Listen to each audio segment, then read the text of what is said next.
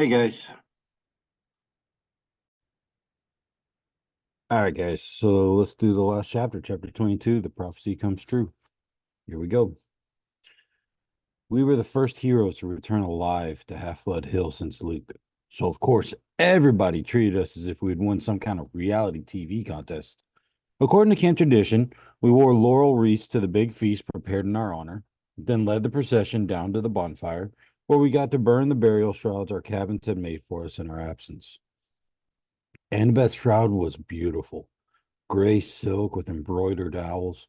I told her it seemed a shame not to bury her in it. She punched me and told me to shut up. Being the son of Poseidon, I didn't have any cabin mates, so the Ares cabin had volunteered to make my shroud. They had taken an old bed sheet, painted it with smiley faces, with X'd out eyes around the border, and the word loser painted really big in the middle. It was fun to burn. As Apollo's cabin led the singlets along and passed out s'mores, I was surrounded by my old Hermes cabin mates. Annabeth's friends from Athena and Grover's satyr buddies who were admiring the brand new searcher's license that he just received from the Council of Cloven Elders. The council had called Grover's performance on the quest brave to the point of indigestion, horns and whiskers above anything that we'd seen in the past. The only ones not in the party mood were Clarice and her cabin mates, whose poisonous looks told me that they'd never forgive me for disgracing their dad. That was okay with me. Even Dionysus's welcome home speech wasn't enough to dampen my spirits. Yes, yes, so the little brats didn't get himself killed. Now we'll have an even bigger head. Well, huzzah for that. In other announcements, there will be no canoe races on Saturday. I moved back to the cabin 3, but it didn't feel so lonely anymore.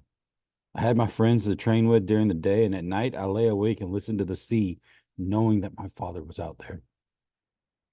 Maybe he wasn't quite sure about me yet. Maybe he just hadn't even wanted me born, but he was watching.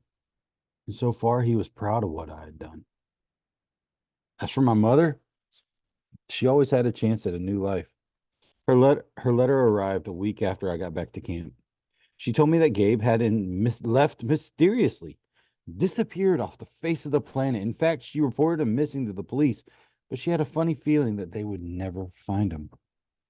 On a completely unrelated subject, she sold her first life size concrete sculpture entitled The Poker Player to a collector through an art gallery in Soho. She'd gotten so much money for it, she put down a deposit on a new apartment and made a payment for her first semester's tuition to NYU. The Soho Gallery was clamoring for more of her work, which they called a huge step forward in super ugly Neo realism. But don't worry, my mom wrote, I'm done with sculpture. I disposed of the box of the tools you left me. In time for me to turn in It's time for me to turn to writing. And at the bottom she wrote, P.S. Percy, found a good private school here in the city. I put down a deposit on hold to hold your spot. And in case you want to enroll for the 7th grade, you could live at home. But if you want to go year round at Half Blood Hill, I understand. I folded the note carefully and set it aside on my bedside table. Every night before I went to sleep, I read it again, and I tried to decide how to answer. On the 4th of July, the whole camp gathered at the beach for fireworks display by Cabin 9. Being Hephaestus's kids, they weren't going to settle for just a few lame red, white, and blue explosions. They anchored a barge offshore and loaded it with rockets the size of Patriot missiles. According to Annabeth, who'd seen the show before, the blast would be sequenced so tightly they looked like frames of animation across the sky. The finale was supposed to be a couple of 100-foot tall Spartan warriors who would crackle to life above the ocean, fight a battle, and then explode into a million colors. As Annabeth and I were spreading a picnic blanket, Grover showed up to tell us goodbye. He was dressed in his usual jeans and t-shirt and sneakers, but in the last few weeks, he started to look older and almost high school age.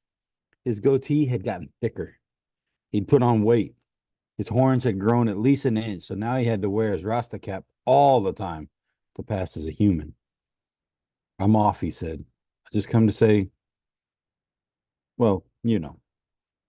I tried to feel happy for him after all. It wasn't every day a satyr got permission to go look for the great god Pan, but it was hard to say goodbye. I'd only known Grover a year, yet he was my oldest friend. Annabeth gave him a hug and she told him to keep his fake feet on. I asked him if where he was going to search first, and he said, kind of a secret. He said, looking embarrassed. I wish you guys could come with me, but humans and Pan, we understand, Annabeth said.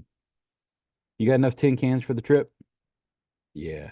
And you remembered your reed pipes? Geez, Annabeth, he grumbled. You're like an old mama goat. But he didn't really sound annoyed. He gripped the walking stick and slung a backpack over his shoulder. He looked just like any hitchhiker you might see on an American highway. Nothing like the little runty boy I used to defend from bullies back at Yancey Academy. Well, he said, wish me luck. He gave Annabeth another hug and he clapped me on the shoulder and then headed back through the dunes.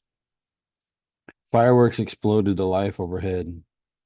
Hercules killing the Nemean lion, Artemis chasing the boar, George Washington, who by the way was the son of Athena, crossing the Delaware.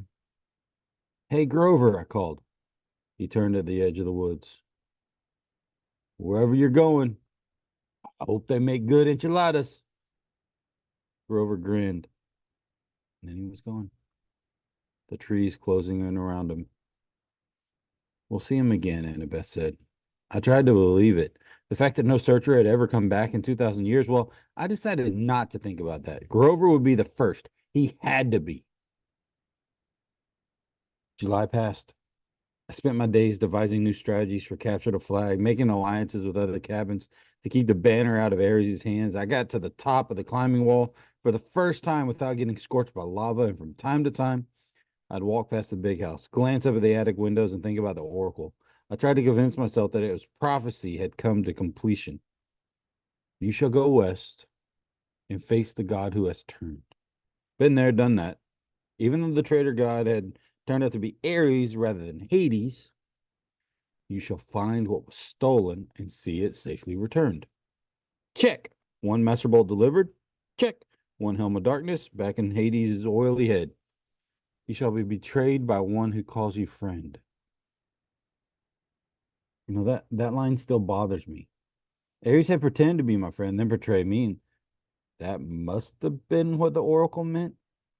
And you shall fail to save what matters most in the end. I had failed to save my mom, but only because I let her save herself. I knew that that was the right thing. So why was I still uneasy? The last night of the summer session came all too quickly. The campers had one last meal together. We burned part of our dinner for the gods, and at the bonfire, the senior counselors awarded the end of summer beads. I got my own leather necklace. And when I saw the bead for the first time, I was glad the firelight covered my blushing. The design was pitch black, with a sea green trident shimmering in the center. The choice was unanimous, Luke announced.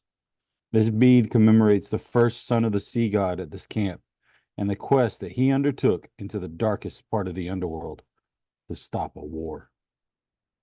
The entire camp got to their feet and cheered. Even the Ares' cabin felt obliged to stand. And Athena's cabin steered Annabeth to the front so she could share in the applause. Not sure I'd ever felt so happy or sad as I did at that moment. I'd finally found a family.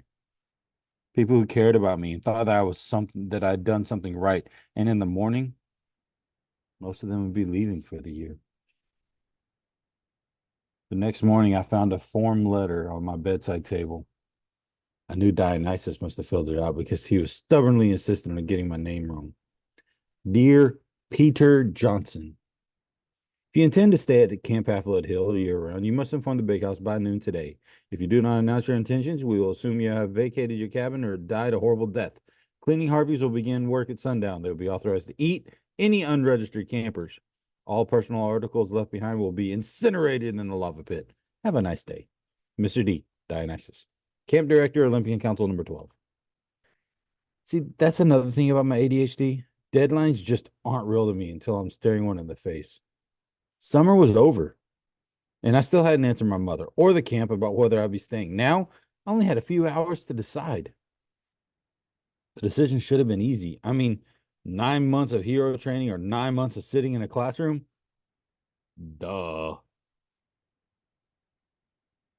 But there was my mom to consider. For the first time, I had the chance to live with her for a whole year. Without Gabe, I had the chance to be at home, knock around the city in my free time. Remember what Annabeth had said so long ago on our quest? The real world is where the monsters are. And that is where you learn whether you are any good or not.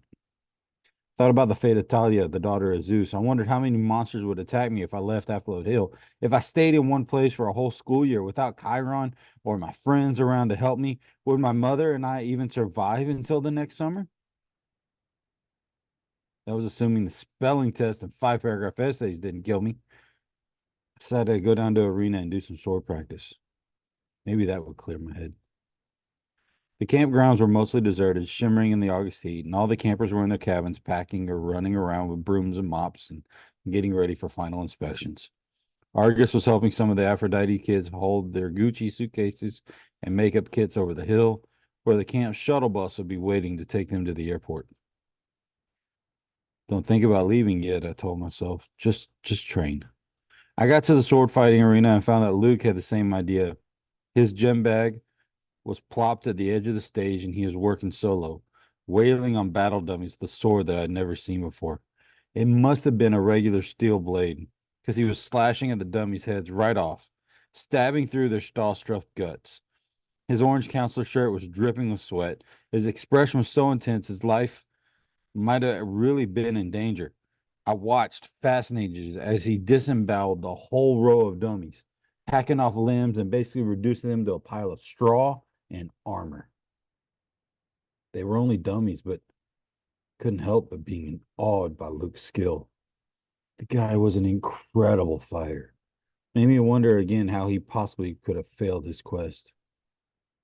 Finally, he saw me and stopped mid-swing. Percy! No, sorry, I said, embarrassed. It's okay, he said, lowering his sword. Just doing some last-minute practice. Those dummies won't be bothering anybody anymore, Luke shrugged. We build new ones every summer. Now that his sword wasn't swirling around, I could see something was odd about it. The blade had two different types of metal. One was edged in bronze, the other in steel.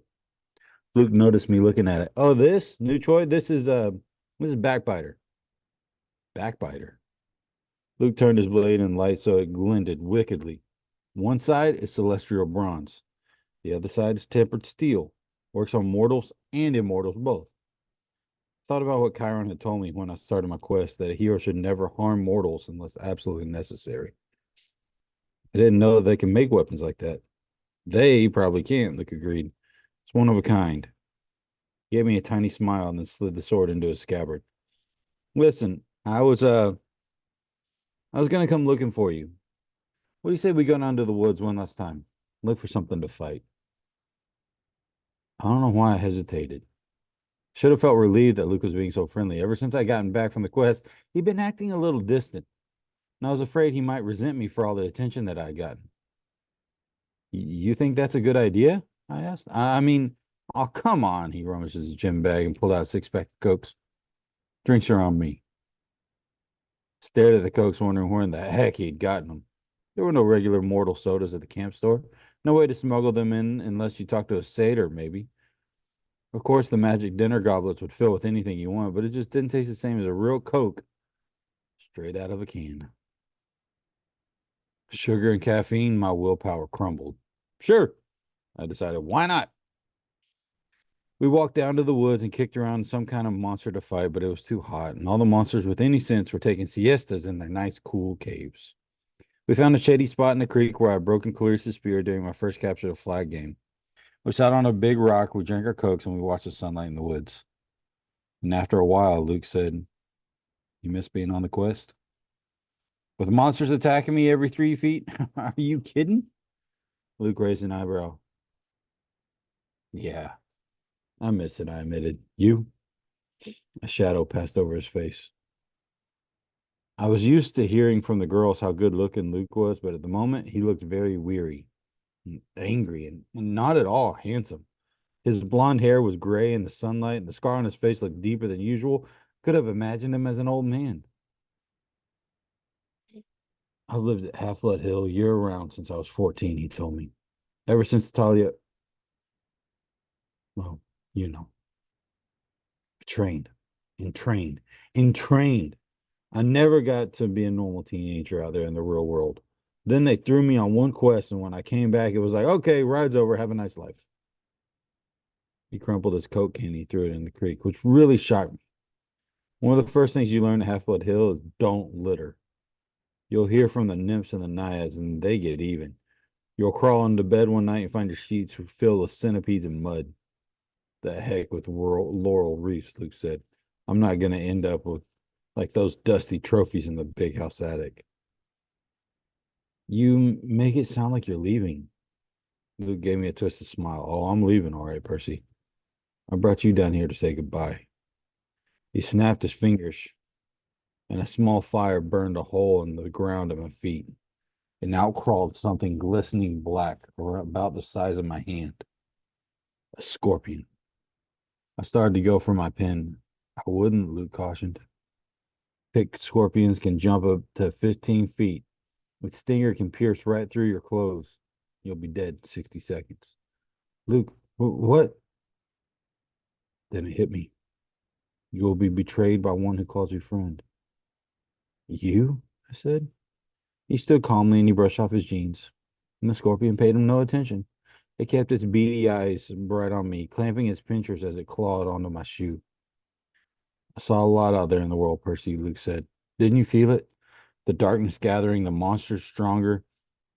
Didn't you realize how useless it all is? The heroics being pawns of the gods. They should be overthrown thousands of years ago, but they've hung on thanks to us half-bloods. Couldn't believe this was happening. Luke, you're talking about our parents, I said. He laughed. That's supposed to make me love them? The prestigious Western civilization is a disease, Percy. It's killing the world. The only way to stop it is to burn it to the ground and start over with something more honest. You're as crazy as Ares. His eyes flared. Ares is a fool. He never realized the true master he was serving. If I had time, Percy, I could explain, but I'm afraid you won't live that long. The scorpion crawled onto my pant leg. There had to be a way out of this. I need time to think. Kronos, I said. That's who you serve. The air got colder. You should be careful with names, Luke warned. Kronos got you to steal the Master Bolt and the helm. He spoke to you in your dreams. Luke's eye twitched. He spoke to you too, Percy. Should have listened. He's brainwashing you, Luke. You're wrong. He showed me that my talents are being wasted. You know what my quest was 2 years ago, Percy? My father Hermes wanted me to go steal a golden apple from the garden of Hephaestus and return it to Olympus. After all the training I'd done, that was the best that he could think up? That's not an easy quest, I said. Hercules did it. Exactly, Luke said. Where's the glory in repeating what others have done? All the gods know how to do is replay their past. My heart wasn't in it, and the dragon in the garden gave me this. Pointed angrily at his scar. And when I came back, all I got was pity. I wanted to pull Olympus down stone by stone right then, but then I bided my time. I began to dream of Kronos. He convinced me to steal something worthwhile, something no hero would ever have the courage to take. And when we went to the winter solstice field trip, while the other campers were asleep, I snuck into the throne room and I took Zeus's master bolt right from the chair. Hades' helm of darkness, too. You wouldn't believe how easy it was. The Olympians are so arrogant they never even dreamed someone would dare steal from them. Their security is horrible. I was halfway across New Jersey before I heard the storms rumbling, and I knew that they discovered my theft. The scorpion was sitting on my knee now, staring at me with its glittering eyes. Tried to keep my voice level, so why didn't you bring the item to Kronos? Luke's smile wavered. I got overconfident. Zeus sent out his sons and daughters to find the stolen bolt. Artemis, Apollo, my father Hermes, but it was Ares who caught me. Could have beaten him, but I wasn't careful enough. He disarmed me, took the items of power, and threatened to return them to Olympus and burn me alive. Then Kronos' voice came to me and told me what to say. I put the idea in Ares' head about the great war between the gods, and I said, All he had to do was hide the items away for a while and watch the others fight. Ares got a wicked gleam in his eyes. I knew he was hooked. He let me go. I returned to Olympus before anyone noticed my absence. Luke drew his new sword. He laid his thumb down the flat of the blade as if he were hypnotized by its beauty. Afterward, the Lord of the Titans, he punished me with nightmares. I swore not to fail again. Back at Camp Half-Blood in my dreams, I was told a second hero would arrive, one who could be tricked into taking the bolt and the helm and the rest of the way, from Ares to Tartarus. You summoned the Hellhound that night in the forest? We had to make Chiron think the camp wasn't safe for you, so you could actually start your quest. We had to confirm his fears that Hades was after you, and it worked. The flying shoes were cursed, I said. They were supposed to drag me back to Tartarus. Drag me and the backpack back to Tartarus, excuse me. And they would have if you'd been wearing them, but you gave them to the satyr, which wasn't part of the plan. Grover messes up everything he touches. He even confused the curse. Luke looked down at the scorpion, which is now sitting on my thigh. You should have died in Tartarus, Percy. But don't worry. I'll leave you my little friend to set things right. Talia gave her life to save you, I said, gritting my teeth. And this is how you repay her? Don't speak of Talia, he shouted. The gods let her die. That's one of the many things that they'll pay for. You're being used, Luke. You and Ares both. Don't listen to Kronos. I've been used? Luke's voice turned shrill. Look at yourself. What has your dad ever done for you? Kronos will rise. You only delayed his plans. He will cast the Olympians into Tartarus and drive humanity back to their caves. All except for the strongest, the ones who serve him. Call off the bug, I said. If you're strong, fight me yourself. Luke smiled. Nice try, Percy, but I'm not Ares. You can't bait me. My lord is waiting. He's got plenty of quests for me to undertake. Luke. Goodbye, Percy. There's a golden age coming, and you won't be a part of it. He slashed his sword in an arc and disappeared in a ripple of darkness. Scorpion lunged, and I swatted away with my hand and uncapped my sword. The thing jumped at me, and I cut it in half midair. I was about to congratulate myself until I looked down at my hand. My palm had a huge welt, oozing and smoking with yellow guck. The thing had gotten me after all. My ears pounded and my vision was foggy. The water, I thought, it healed me before. I stumbled back to the creek and submerged my hand. But nothing seemed to happen. The poison was too strong. My vision was getting dark. I could barely stand up. 60 seconds, Luke told me. I had to get back to camp. If I collapsed out here, my body would be a dinner for monster. Nobody would ever know what happened. My legs felt like lead. My forehead was burning. I stumbled toward camp. The nymphs stared from their trees. Help, I croaked, please. Two of them took my arms, pulling me along, and I remembered making it to the clearing as the counselors shouted for help. A centaur blowing a conch horn. Then everything went black. I woke with a drinking straw in my mouth, and I was sipping something that tasted like liquid chocolate chip cookies. Nectar. I opened my eyes, and I was propped up on a bed in the sick room of the big house. My right hand bandaged like a club as Argus stood guard in the corner. Annabeth sat next to me, holding my nectar glass and dabbing a washcloth on my forehead. Here we are again, I said. You idiot, Annabeth said, which is how I knew that she was overjoyed to see me conscious. You were green and turning gray when we found you. If it weren't for Chiron's healing. Now, Chiron's voice said. Percy's constitution deserves some of the credit. He was sitting near the foot of my bed in human form, which is why I hadn't noticed him yet. His lower half was magically compacted in a wheelchair, his upper half dressed in a coat and tie. He smiled, but his face looked weary and pale the way they had been up all night grading Latin papers. How you feeling? He asked. Like my insides have been frozen and then microwaved. Apt, considering how the pit scorpions bit him. Now you must tell me, if you can, exactly what happened. Between sips of nectar, I told him the story. The room was quiet for a long time. I can't believe that Luke. Annabeth's voice faltered. Her expression turned angry and sad. Yes. Yes, I can't believe it. May the gods curse him. He was never the same after his quest. This must be reported to Olympus, Chiron murmured. I will go at once. Luke is out there now, I said. I have to go after him. Chiron shook his head. No, Percy. The gods won't even talk about Kronos, I snapped. Zeus declared the matter closed. Percy, I know this is hard, but you must not rush out for vengeance. You aren't ready. I didn't like it, but, you know, part of me suspected that Chiron was right. One look at my hand, and I knew I wasn't going to be able to sword fight anytime soon. Chiron, your prophecy from the Oracle was about Kronos, wasn't it? Was I in it? And Annabeth?